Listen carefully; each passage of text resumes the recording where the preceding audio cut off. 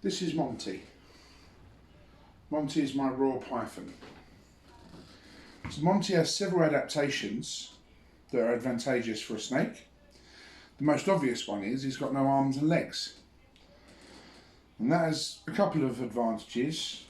First of all, his prey lives in small underground burrows, which it's then easier for him to find his way into.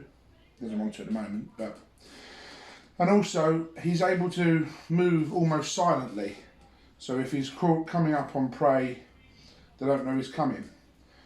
You can also see he's got a forked tongue, and he's flicking it around right now because he's in a happy mood, and he's smelling the room around him with that tongue. And on the end of his nose he has these little divots that are called heat pits, and they're able to detect infrared.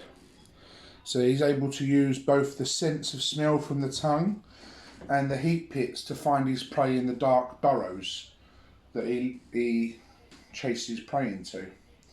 He's also cold-blooded. He's actually quite cold to the touch at the moment because he's been sitting on my table for 5 minutes. That has an advantage because he doesn't have to waste a lot of energy making heat. So one prey meal can actually last him a while. He's a bit of a fussy eater, and he can sometimes go a couple of months without eating, but it doesn't hurt him because of him being cold-blooded. He's also got a very clever design in that his bottom of his jaw, you might be able to see if I can lift his head up, has got a little line underneath it, and that's where his jaw splits into 2 parts underneath. So he's able not only to open his jaw this way, but open the bottom of it this way, which allows him to consume prey items that are much bigger than his own head. So this is Monty, a very well adapted raw python. This is Rusty. He's my other snake, actually he's my son's snake.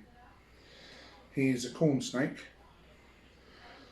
He is obviously a little bit smaller than Monty, and he has all the same adaptations Monty has. The no arms, no legs, cold-blooded. But I thought we'd talk about some other things with him, maybe something that's not so obvious. Monty likes to spend most of his time in his little hide on his heat mat, but Rusty loves to come out and bask in the sunshine that comes in through the window, which is very important for them, for their metabolism. They need the heat because they're cold-blooded, so they need a way of absorbing heat from the sun. The other thing about him as well, he's a little bit more feisty. You can see there he's just getting a bit concerned about what that is in front of him there. So he slows down, stops flicking his tongue, and he takes a defensive posture. He's now tightening up around my arm and making an S with his head. You see that? Let's stop him getting all upset. So he wasn't sure then when I did that, am I some kind of prey? So just to be safe, he decided, or something was coming to hurt him. So he took a little defensive posture to make sure that I wasn't a threat. Now he realises I'm not. He's fine. The other thing as well, he's part of the colubrid family of snakes. And colubrids have a little trick up their sleeve, as well as being cold-blooded. They can do something called brumation. It's a bit like hibernation, except they don't actually go to sleep. They spend a few months in a sort of half awake, half asleep situation where they're able to conserve energy while there's less prey around during the winter season, and then they can come out again in the spring when there's more prey. Monty's, the royal python, doesn't do that, but obviously where he comes from there's prey all year round, so he doesn't need to, but these colubrid snakes do. So this is Rusty.